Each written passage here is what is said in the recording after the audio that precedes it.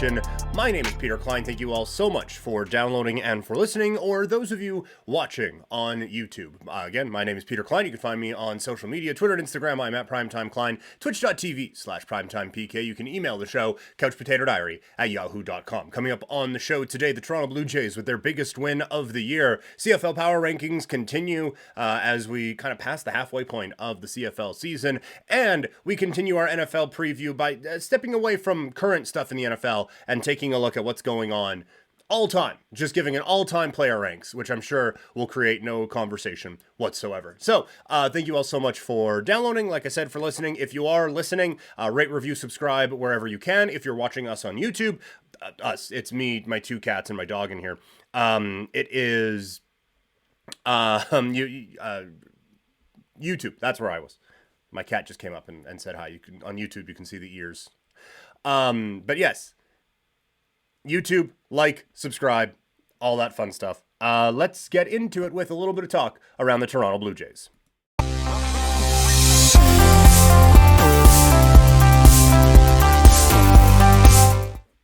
More cat was always needed on this show. All right, so the Toronto Blue Jays pick up what I think is their biggest win of the year last night in a extra innings win over the Baltimore Orioles. This is a Baltimore team that Toronto has struggled with, and to come away with a win, bye Bailey.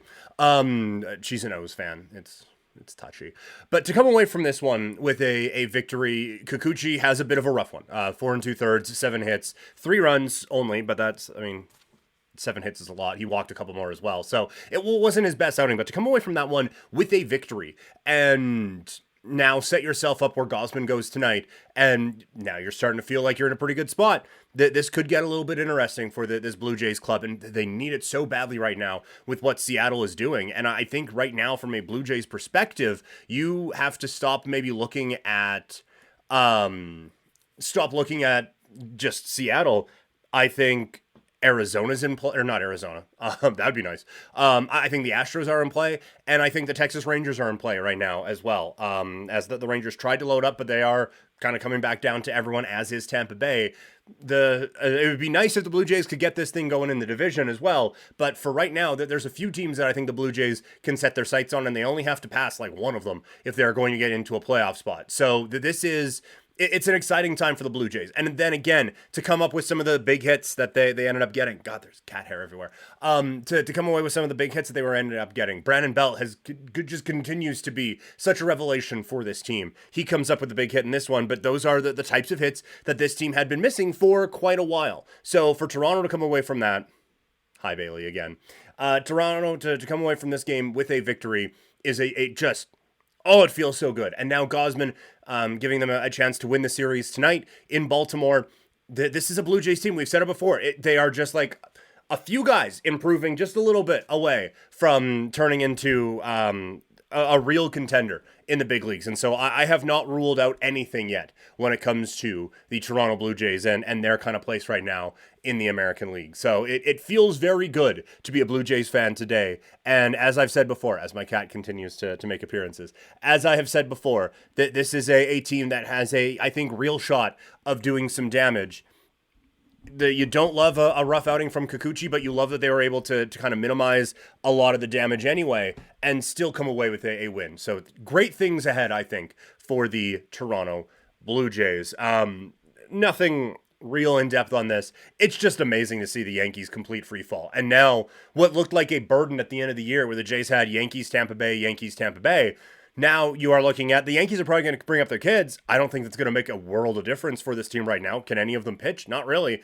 So I don't think that's going to make a world of difference. And Tampa Bay, for a number of different reasons, are in a world of hurt as well right now. So that end of the season could be perfect timing and great luck for the Blue Jays instead of the burden that we thought it was going to be when the season began and when the schedule was released last year. So big time for the Blue Jays, and now it is a big time for football fans as we get into some CFL talk.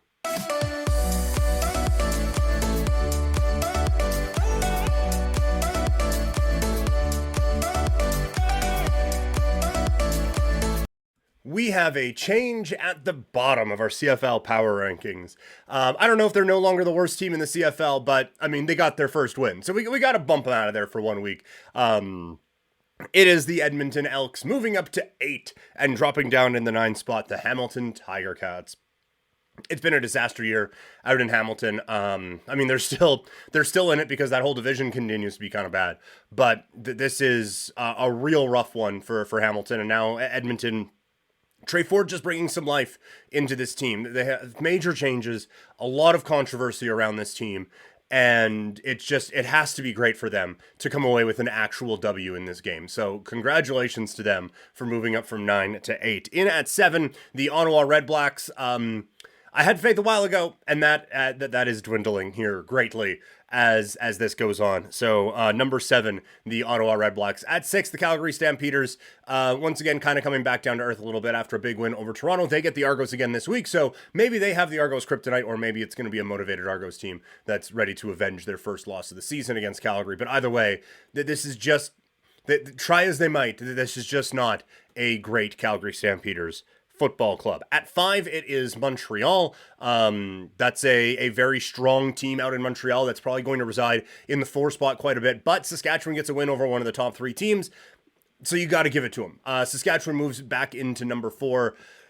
They were pushing the ball downfield. There was a couple of plays that went their way. They get a scare late, but Saskatchewan still comes away with a very important win over the BC Lions. I don't have any delusions that second place could be in the offing for Saskatchewan. I still think it's Winnipeg and BC and everyone else, but Saskatchewan, that is a win they desperately needed going into the break. And then the top 3, at 3, it is BC, at 2, it is Winnipeg, and at number 1 remains the Toronto Argonauts. Those are your CFL Power Rankings for this week.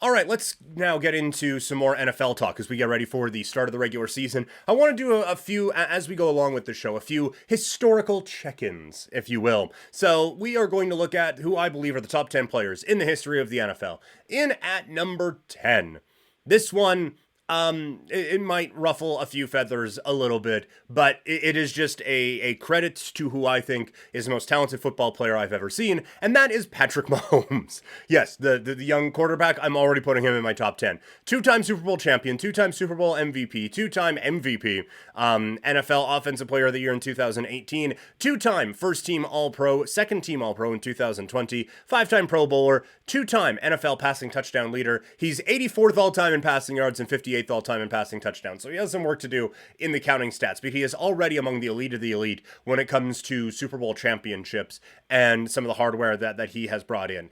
If he retired tomorrow, he's probably not on this list. There is a bit of projecting going on here. I understand it, but I also just wanted to talk about just how good this kid's already been and how amazing it has been to watch someone who you kind of knew right away. Well, not right away, but pretty well right away, that this is one of the best players we've ever seen on an NFL football field. I think he's the most talented player I've ever seen, certainly the most talented quarterback I've ever seen, and because of that, I felt like he was deserving of being put on this list because he's probably going to stay there for a long time. At number 9, I have Randy Moss, a 3-time MVP, 1-time Offensive Player of the Year, 4-time first-team All-Pro, 3-time second-team All-Pro, 6-time Pro Bowler, inducted into the Hall of Fame in 2018. The only thing that's really missing is the Super Bowl. 2007 went the way it went, but that stretch with New England, they were unstoppable. And he, based on his physical gifts, his athleticism,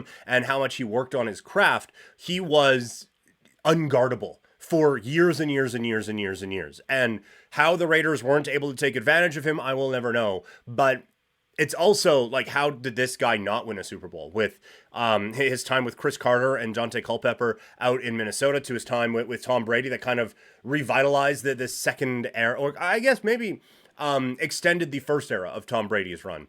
But either way, again, an incredible. All of these guys are going to be, you can say this, incredible talent, but just an absolute game changer and someone who I think kind of redefined what a wide receiver could be. Randy Moss comes in at number 9. At 8, it is Peyton Manning. He had amazing control of every game he was ever involved in. 2-time Super Bowl champion, 5-time MVP, 2-time Offensive Player of the Year, 7-time first team All-Pro, 3-time second team All-Pro, 14-time Pro Bowler. He has multiple records for like career MVPs, Super Bowl appearances, the single season passing yards mark at one point with 5,477, and the single season passing touchdowns mark at 55. He set those in his career. It was just art, what he was able to do with a football. And he was obviously riding shotgun a lot against Tom Brady, but a rivalry that defined a generation, that made the Indianapolis Colts one of the most watchable and relevant franchises in the NFL. And he was, like, it's just, I can't say it enough, the command he had. His pre-snap reads are probably better than anyone. His execution, obviously, phenomenal. And just, it's like, he did not deserve that second Super Bowl championship, but he deserves to have 2. Right? Like, this is a player who, it would have felt like a bit, like, it feels right, him having 2. He was the worst player on that Super Bowl, at least the worst starter on that Super Bowl team. But there were a lot of years where he probably should have had 1, and it just didn't go his way. So him having 2 at the end does feel like it makes sense for his career.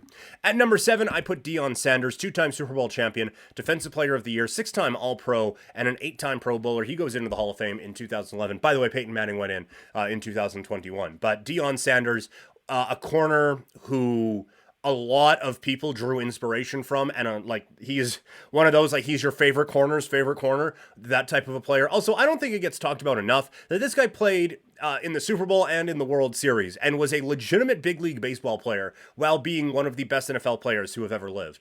I feel like that doesn't get talked about enough right now, especially when we're talking about all-time greats like Shohei Ohtani. But man, like, he's just, his ability to change a game on the defensive side is, especially from the secondary, it's kind of second to none. And so that's why I have him on this list. At 6, it is Walter Payton, a personal favorite of mine. Went into the Hall of Fame in 1993, a Super Bowl champion, 1-time MVP, 1-time Offensive Player of the Year. He's a 7-time All-Pro first team, 1-time second team All-Pro, and a 9-time Pro Bowler. He was just, he defined an era of running backs, and for a long time, probably still, and you know what, the way the running back position is going, probably forever, will be considered a top, like, 2 or 3 running back of all time. Just the running style was punishing. He could take a game over just as a running back. It just, everything he could do was spectacular. So Walter Payton comes in at 6. At 5, I have Reggie White, Super Bowl champion, 2-time Defensive Player of the Year, 3-time NFC Defensive Player of the Year, 8-time First Team All-Pro, 5-time Second Team All-Pro, and a 13-time Pro Bowler. One of the best edge rushers, if not the best edge rusher in the history of the National Football League. Just someone who wrecked any game he was a part of, basically. You had to game plan for him every week, and I know that doesn't make him an all-time great, but it was just the ferocity with which he did it with those Eagles teams and then on to Green Bay.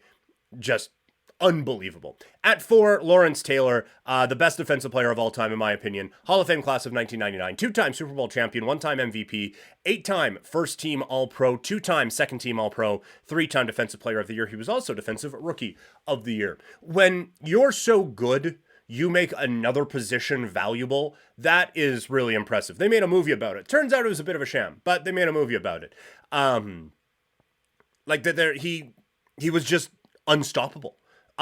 He was an absolute force to be reckoned with, and a player so dominant. Again, coming off of that edge, I said Reggie White was the best edge. Right? That's incorrect. I got my things mixed up, because up here you have Lawrence Taylor, who, like, was obviously the best edge rusher of all time, and again, because of him, you have offensive linemen making tens of hundreds of millions of dollars because you need to protect that side of the football when he is coming. When that is happening, you know you're good. At 3, it is Joe Montana, 4-time Super Bowl champion, 3-time Super Bowl MVP, 2-time MVP, 3-time first team All-Pro, 2-time second team All-Pro. That's stumbled me this whole time. And an 8-time Pro Bowler. The best quarterback of all time until a few years ago. And we'll get to that guy in a minute. But his ability to work in their system was second to none.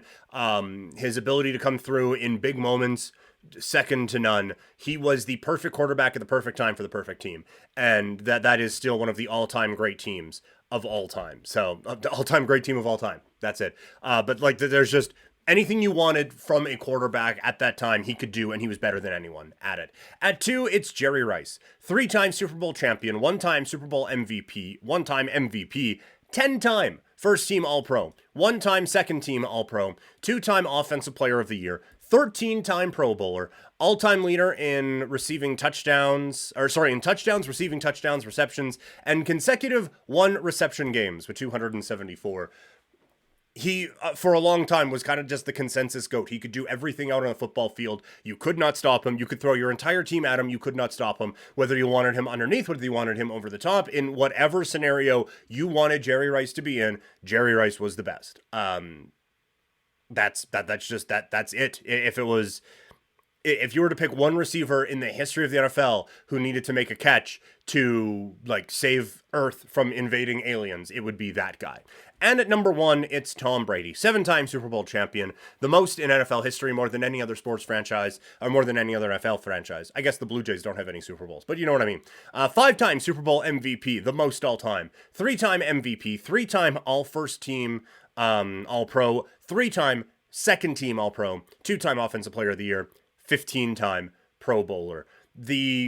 There are going to be knocks against him, obviously a couple of cheating scandals along the way, but right around when he came back from 28-3 against the Atlanta Falcons, basically the entire football world was like, yeah, guy's probably number 1. And then he goes out and does it at the age of a billion with the Tampa Bay Buccaneers, which kind of got away from a lot of the criticism about whether it was the system, whether it was weak division, whether it was blah, blah, blah, blah, blah, blah, blah, blah, blah, blah. And this was not a team carrying him. That defense played exceptionally well in that Super Bowl game, and it was a good defense all season long. But it was Tom Brady who got that team to that Super Bowl. And it's just, he's the GOAT, plain and simple. Again, he could make any throw. His preparation was second to none. Again, some of that might have involved cheating, but his preparation was second to none. Could make all of the throws that you would need. Very rarely made a wrong decision. When we think of movement as a quarterback, we think of guys like Lamar Jackson, or whatever. His awareness and his movement in the pocket to just make a couple like subtle shifts to get you to get into that perfect throwing lane. The best ever at that. It's just all the little things a quarterback can do. He did them, and he did them better than anybody. And so that, to me, is why Tom Brady is number 1. That's going to do it for today's episode. Thank you all so much for those of you on YouTube for watching, for those of you listening on podcast, for downloading and for listening. Again, you can get in touch with me on social media, Twitter and Instagram. I'm at Primetime Klein, twitch.tv/PrimetimePK. You can email the show, couchpotatodiary@yahoo.com. Coming up on the show tomorrow, another mock draft as we go from the number 5 slot this time. And then coming up on Friday, we are looking at overvalued teams and overvalued players in the NFL. We will have another NFL mock draft. We will look at potential title challengers in the Ultimate Fighting Championship now that there's a new champion at the bantamweight division, and we will get ready for AEW All In, right? Yeah, All In, coming up this weekend from Wembley Stadium. So a lot to still get to this week. Thank you all so much, and I will talk to you all later.